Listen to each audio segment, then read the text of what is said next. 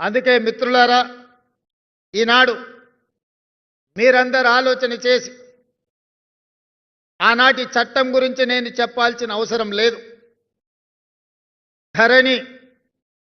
ధరణి అనే చట్టం కొద్ది మంది దొరలకు చుట్టంగా మారింది.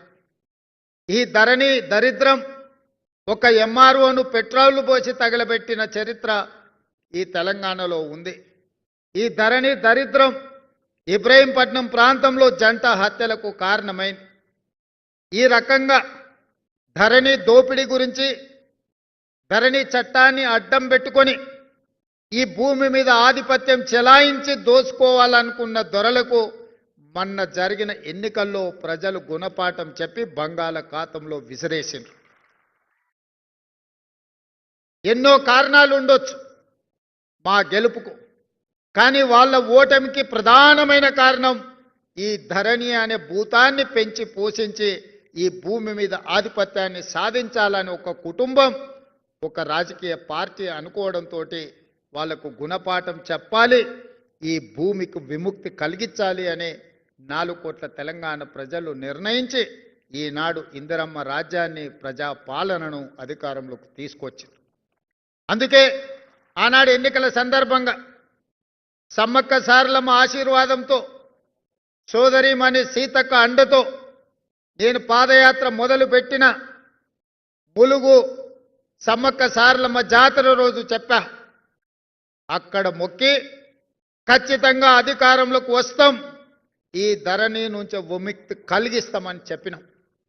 అందుకే అధికారంలోకి వచ్చిన తర్వాత రెవెన్యూ శాఖ మంత్రిగా పొంగులేటి శ్రీనివాసరెడ్డి గారికి బాధ్యత అప్పచెప్పి ఈ ధరణి భూతాన్ని వదిలించడమే కాదు, పేద ప్రజలకు చుట్టంగా మారాల్సిన చట్టాన్ని భూభారతిని తీసుకురావడానికి అన్ని రకాల ప్రయత్నం చేసినాం.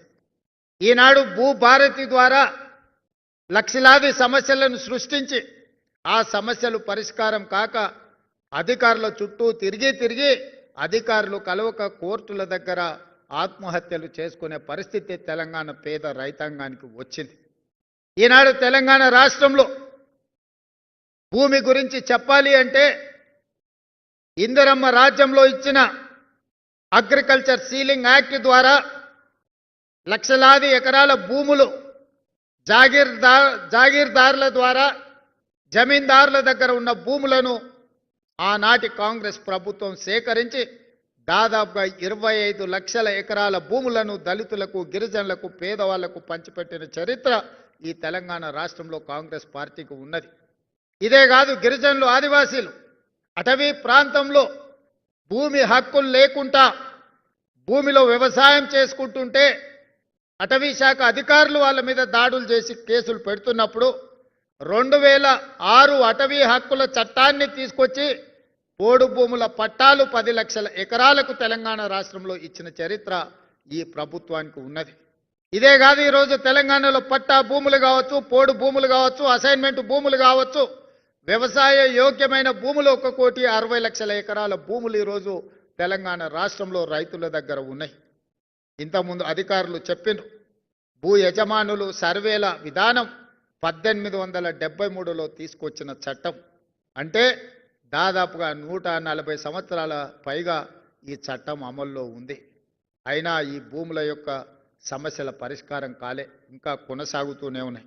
అందుకే ఈనాడు తెలంగాణ రాష్ట్ర ప్రభుత్వం భూ సమస్యలకు శాశ్వత పరిష్కారం చూపించాలి.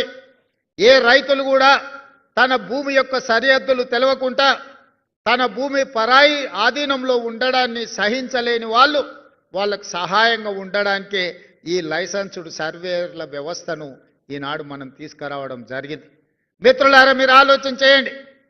తెలంగాణ ఉద్యమం సందర్భంగా నీళ్లు, నిధులు, నియామకాలని చెప్పి 10 సంవత్సరాలు అధికారంలోకి వచ్చిన వాళ్ళు ఈనాడు సమస్యలను పరిష్కరించకపోవడం ఇంకా చిక్కుముళ్ళుగా తయారని, నియామకాలు జరగలేదు. వాళ్ళ కుటుంబంలో జరిగిన నియామకాల గురించి నేను చెప్పవలసిన అవసరం లేదు. చైతన్యవంతమైన మీకు ప్రతి విషయము తెలుసు. కరీంనగర్, నిజామాబాద్లో ఓడిపోతే తక్షణమే కుటుంబ సభ్యులకు నియామక పత్రాలు అందించారు, కానీ తెలంగాణ రాష్ట్రంలో ఖాళీలో ఉన్న ప్రభుత్వ ఉద్యోగాలు భర్తీ చేయలే. పేదలు, దళితులు, గిరిజనులు, ఆదివాసీలు, బలహీన వర్గాలకు, నిరుపేదలకు సంబంధించిన తెలంగాణ ఉద్యమంలో పాల్గొన్న తెలంగాణ నిరుద్యోగ యువత ఉద్యోగ ఉపాధి అవకాశాల కోసం అశోక్ నగర్ చౌరస్తాలను, దిల్సుఖ్ నగర్ చౌరస్తాలను, అమీర్పేట్ చౌరస్తాలను 10-12 సంవత్సరాలు నిరుద్యోగ యువకులుగా తిరుగుతూనే ఉన్నారు. నోటిఫికేషన్లు ఇవ్వరు, ఇచ్చిన నోటిఫికేషన్లకు పరీక్షలు పెట్టరు. ఒకవేళ పరీక్షలు పెడితే ఆ పరీక్షల యొక్క ప్రశ్న పత్రాలు జిరాక్స్ సెంటర్లలో పల్లి బఠానీలుగా అమ్మే పరిస్థితి. ఒక మంచి పరిపాలనకు, ప్రభుత్వ వ్యవస్థకు మంచి పేరు తేవాల్సిన తెలంగాణ పబ్లిక్ సర్వీస్ కమిషన్ ఒక రిహాబిలిటేషన్ సెంటర్గా అక్కడ దందాలకు అడ్డాగా మారింది. అందుకే ఈ ప్రభుత్వం వచ్చిన తర్వాత తెలంగాణ పబ్లిక్ సర్వీస్ కమిషన్ని ప్రక్షాళన చేసినాం. నూతన చైర్మన్లను, సభ్యులను నియమించడం.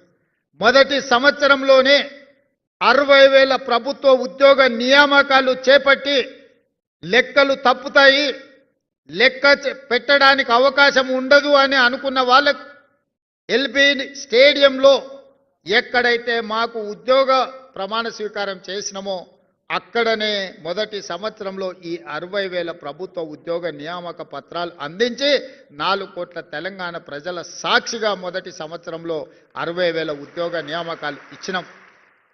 ఇవే కాదు, గ్రూప్ 1లో 5 లక్షల మంది పరీక్షలు రాశారు. గ్రూప్ 2లో 5 లక్షల మంది అప్లై చేస్తే 2.5 లక్షల మంది పరీక్షలు రాశారు. ఎన్నో కేసులు వేసి, ఎన్ని చిక్కుముళ్ళు వేసి నిరుద్యోగ యువకుల జీవితాలతో చెలగాట మాడుతుంటే అన్ని కేసులను సమయస్ఫూర్తితో న్యాయస్థానాలలో సుప్రీంకోర్టు వరకు కొట్లాడి ఈ మధ్యలోనే దసరా పండుగ కంటే ముందు 562 మంది గ్రూప్ 1 ఉద్యోగాలు ఉమ్మడి రాష్ట్రంలో కూడా అన్ని నియామకాలు జరగలేదు.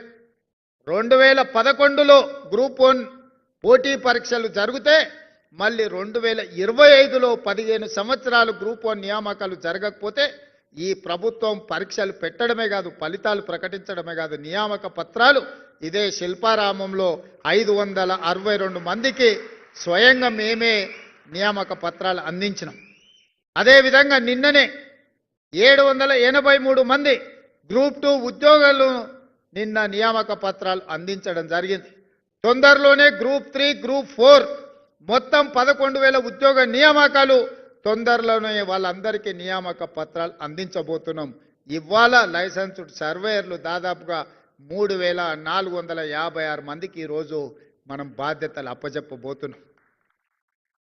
ఇవన్నీ తెలంగాణ రాష్ట్రాన్ని ఈ దేశ ముఖ చిత్రం మీద ఒక అభివృద్ధి చెందిన తెలంగాణ రాష్ట్రంగా, ఒక ఆదర్శవంతమైన తెలంగాణ రాష్ట్రంగా, దేశంలోనే మొదటి స్థానంలో నిలబెట్టే తెలంగాణ రాష్ట్రంగా తీర్చిదిద్దాలి అని మేమందరం ప్రయత్నం చేస్తున్నాం. అందుకే ఈనాడు తెలంగాణ యొక్క ప్రణాళికల్ని భవిష్యత్తు కోసం మనం రచించుకోవాలని తెలంగాణ రైజింగ్ 2047 అని ఒక విజన్ డాక్యుమెంట్ని తీసుకురాదలుచుకున్నాం. 2047 అని మీకు ఎందుకు అనుమానం రావచ్చు. 15th ఆగస్టు 1947లో స్వతంత్రం వస్తే 15th ఆగస్టు 2047కి 100 సంవత్సరాలు పూర్తి చేసుకోబోతున్నాం స్వతంత్రం వచ్చి. మరి 100 సంవత్సరాల స్వతంత్ర ఉత్సవాలను జరుపుకోబోతున్న తెలంగాణ రాష్ట్రం దేశానికే ఆదర్శంగా నిలబడి అభివృద్ధి చెందిన రాష్ట్రంగా రాణించాల్సిన అవసరం ఉందా లేదా మీరు ఒక్కసారి ఆలోచన చేయండి. అందుకే మిత్రులారా, ఈరోజు విజన్ డాక్యుమెంట్ను ప్రణాళిక చేస్తున్నాం. మీరందరూ మీ సలహాలు సూచనలు ఇవ్వండి.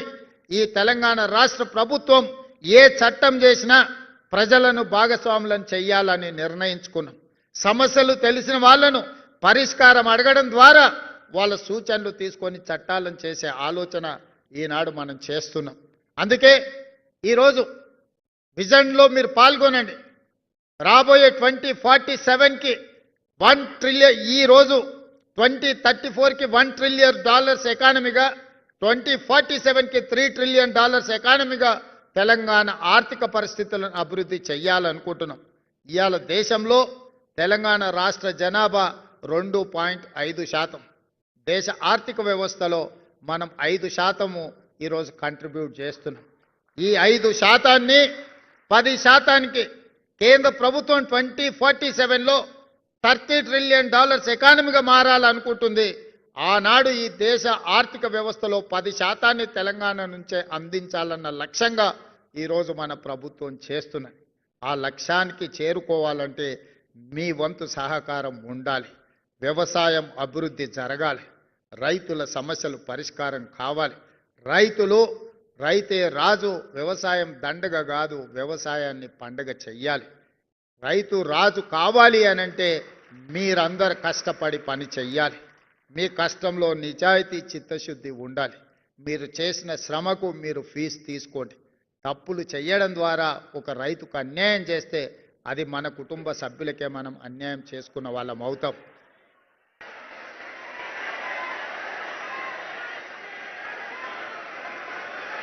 అందుకే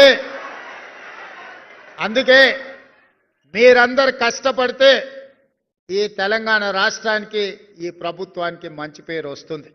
రేపటి నుంచి మీరు లక్షలాది మంది రైతులను పరిష్కరించడానికి మీరందరూ ఇక్కడి నుంచి బాధ్యత తీసుకొని బయలుదేరబోతున్నారు. ఇంతకు ముందే పొంగులేటి శ్రీనివాసరెడ్డి గారు మీతోని ప్రతిజ్ఞ చేయించిండు, మీరు చెయ్యాలి మంచి పనులు అని.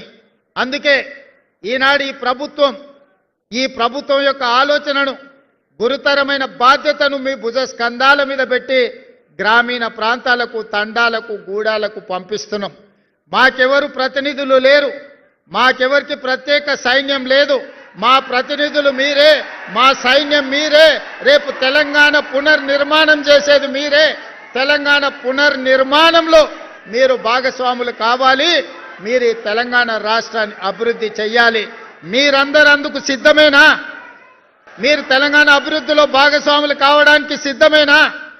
సిద్ధం అనుకున్న వాళ్ళందరూ పెద్ద ఎత్తున చప్పట్లు కొట్టడం ద్వారా 4 కోట్ల ప్రజలకి సందేశాన్ని చేరవేయాల్సిందిగా తెలియజేస్తూ మీ అందరి దగ్గర సెలవు తీసుకుంటున్న ధన్యవాదాలు మిత్రులారా.